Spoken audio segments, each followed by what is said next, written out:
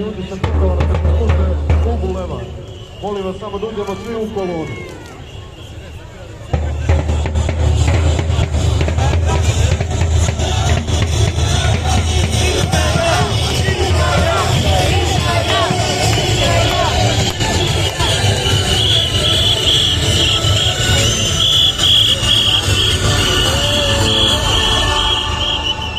Da vidimo te zastave.